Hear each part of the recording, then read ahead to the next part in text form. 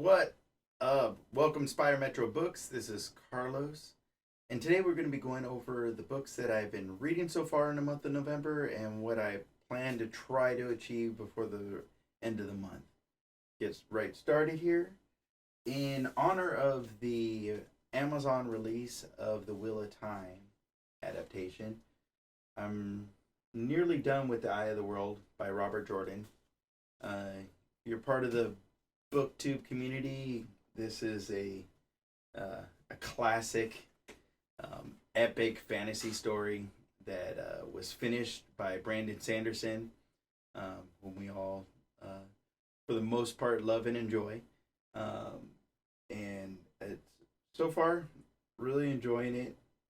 I get where some of the ideas about the whole quest and saving the world and the dark lordish kind of vibes from the Lord of the Rings are coming from. I'm really excited to see where the series kind of goes. My understanding that over the next couple books, it definitely strays into very becoming much more of its own. But even with that said, I think the characters stand on their own as it is, and are not a reflection of some of the other epic fantasy that came prior to Robert Jordan. So definitely fun and enjoying it. Some definitely interesting words. It's kind of like a some fantasy, but more so in sci-fi where you find like unpronounceable words and names and phrases of things. But it's definitely been a pretty cool ride so far. Finally finished The Dwarves by Marcus Heights. This was an interesting read. This was another quest tale. This, my understanding, this series was like the epic, um, definition of the dwarven story, and there has more to do than just dwarves in there. There's elves and humans as well. But the dwarves are the heroes. They're the protectorate. They literally all the dwarven clans surround the land, and there's a little bit of a found family kind of vibe here in the protagonist. Um, but overall, very much enjoyed it. I thought the ending was done very well. There's some great fight scenes and coming together to overcome conflict. There are a little bit of some kind of down points. The travel time is real in this book, and so it really helps to develop the characters in that time. But if you're an action junkie, then it's something that you might enjoy the audiobook more. But it was definitely a fun ride. And then I've read Duel in the Dark, Blood on the Stars, Book One by Jay Allen. This is we're going to be doing a book talk with Unity 151. He's reading this series and he asked me to give it a shot. I told him I at least give him, book one. It's definitely a different sci-fi opera, a space opera, excuse me, than normal.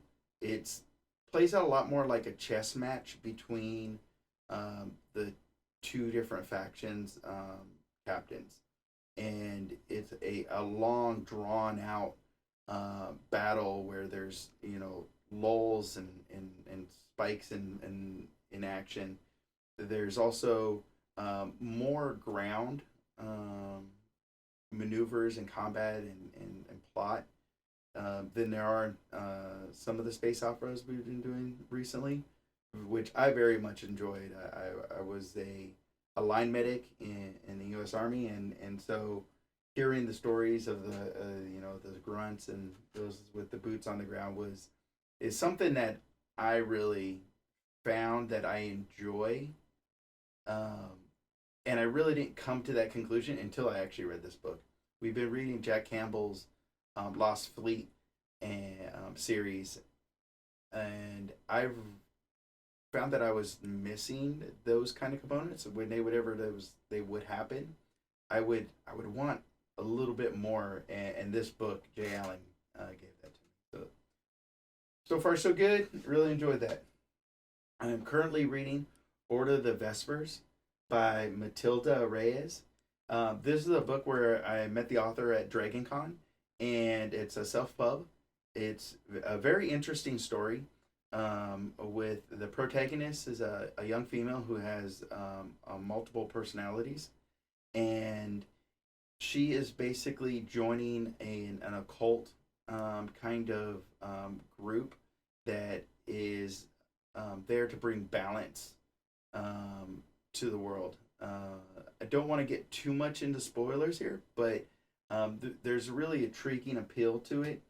With you have the light and the dark side, and in this universe, there's actually um, a neutral like deity, and there is an entire group that's whole purpose follows that deity and is meant to be the balancing force in the universe. And it takes place in the real world. It's an urban fantasy. Um, and Matilda, she said was a big fan of Jim Butcher, which love the Dresden Files. And so it definitely has some kind of beats in that in terms of the witches and the powers and the magic inside of a real world setting, and how that would affect real people, that are normal, and then adds this whole other element of in terms of the psychological components of the characters that I think is handled more deeply in this. Um, so I very, very much enjoyed it. Reading the book, this is my first book I think I read with a split personality. There are some difficulties in terms of really trying to process the information, um, just because there's a lot of switching of characters, and then inside that character themselves, there's could be multiple personalities, and there's other types of conditions that some of the other characters have in terms of uh, reflecting these mental conditions. And so I thought that was something that you're just not going to find um, a story like this through traditional publishing. And I think it's definitely worth the ride. It's at least 3 book series that I know of, and man, so far I've really enjoyed it, and I'm probably going to pick up the rest. Then we have What If. This is by Randall Munroe.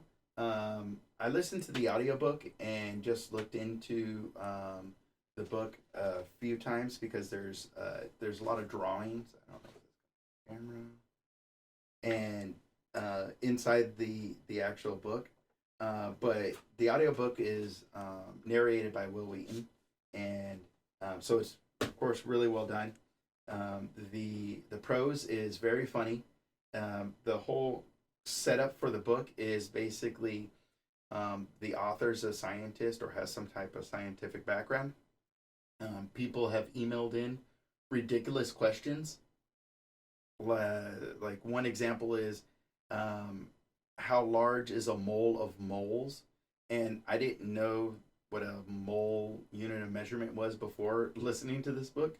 But basically, it's a unit of measurement used for looking at a number of molecules. So it's a very, very large number, and like unfathomably large. And then the author basically deduces with mathematics how much that would be in like volumes and weights and whatnot. But it's not a strictly by the numbers book where he's just spitting out math to you. Everything is used analogies, and roughly a mole of moles would be about the size of the moon or half the moon or something like that. And so a lot of the questions equal, end up with, the entire world being destroyed or humanity being devastated. But it was just an hilarious ride, very enjoyable, and an interesting kind of thing where you've never thought of the questions that you wanted to know the answers to until you've read this book. So,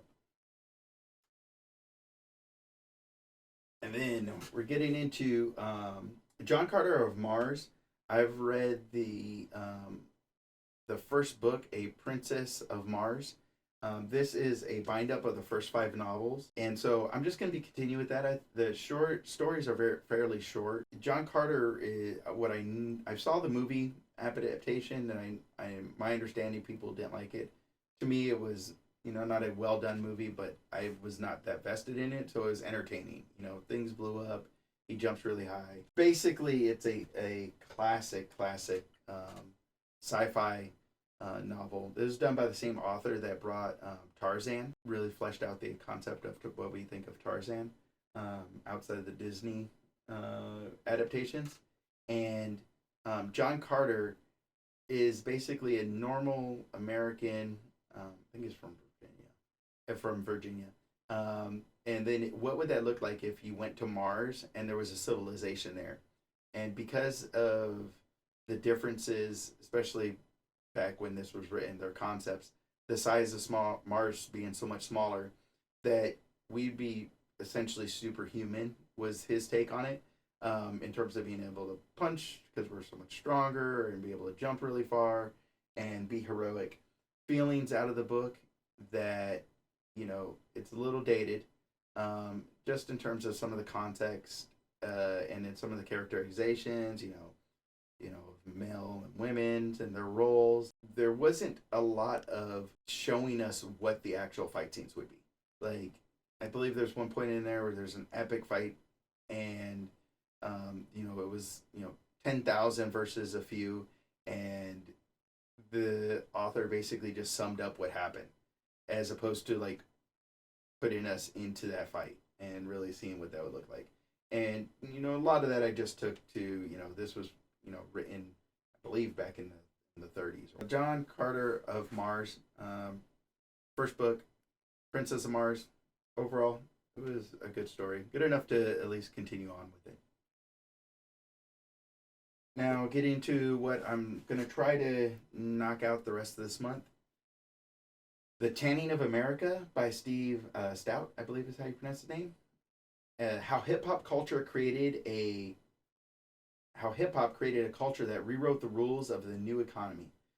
Basically, this is a book for marketing, brand equity, having to talk to basically the younger generations, ones where that whole hip hop and urban style became kind of a cultural sales element. Don't know too much more about that, but it looks like a very interesting a read. So I'm gonna go ahead and get a hold of that.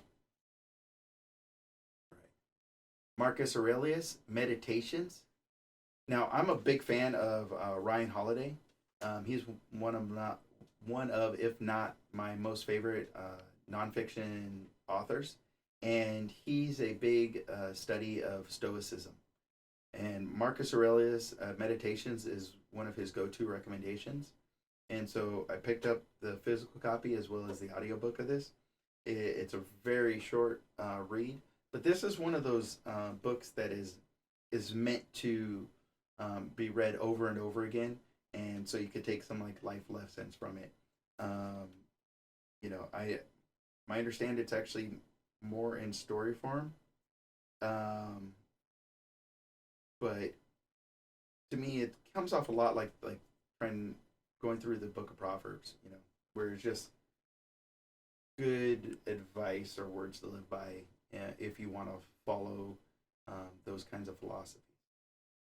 All right. Been a little bit since I've had some Brandon Sanderson in my life. And so I was reading Steelheart with I have two boys. And this was one of the ones that was probably just a little bit too old for my youngest, who just turned 7. And so I'm just gonna go ahead and knock this out and then just move on to the rest of the books. And then we're just gonna go and try something else with them, so that way, one of them's not being rambunctious or just trying to go to sleep while the other one's enjoying the book. So I'm just gonna go and finish that up on my own and continue with the rest of the series in the Reckoners. I At the last Gen Con, I picked up the board game, the Reckoners board game, and it was so much fun. It's a cooperative game, and you basically have um, it's almost like the boys, where you have the people that have superpowers are the bad guys, and in this case, though, you're following a group of normal humans that are basically the resistance movement in it. It's a really good concept. They just expanded the universe. Brandon Sanderson did the first three books, and then they brought on another writer that's going to continue the same universe with it taking place in Texas as opposed to Chicago, and they just came out with the audio version of that called the Lux, I believe, in which is part of Brandon Sanderson's audio book company called Mainstay. So so we'll see. I'll go through those three, and then if it's good, then we might just continue on with that. And as I mentioned earlier, I've been doing some space operas and going through Jack Campbell's books, following John Geary, the protagonist in it, and we have just finished up Leviathan, which is the Beyond the Frontier series, the final book in that series. And as a group with Unity 151 and Carl from Geek on My Sleeve and Ramsey from Rajathon, we're gonna go ahead and go into the antagonist perspective in this series called The Lost Stars, and this book is Tarnished Night. And so this is coming from the perspective of the Syndics. They are a um, corporation centric kind of government and society, and so really interested to kind of see what the take on that would be. And then about once a month, Ramsey, again at Rajathon, he does a presidential biography about once a month, and we just finished John Quincy Adams, um, that book, and I think it's called Militant. Yes, John Quincy Adams. We just finished John Quincy Adams' Militant Spirit, and then we're going to be going on with American Lion, with Stonewall Jackson, and um, so I came into that a little bit late. That John Quincy Adams was my first one, but I enjoy getting into politics and going through the biographies of each president. Is probably something that I would find interesting. It was incredibly some of the information that was in that one. My favorite autobiography I ever read was actually Ben Franklin.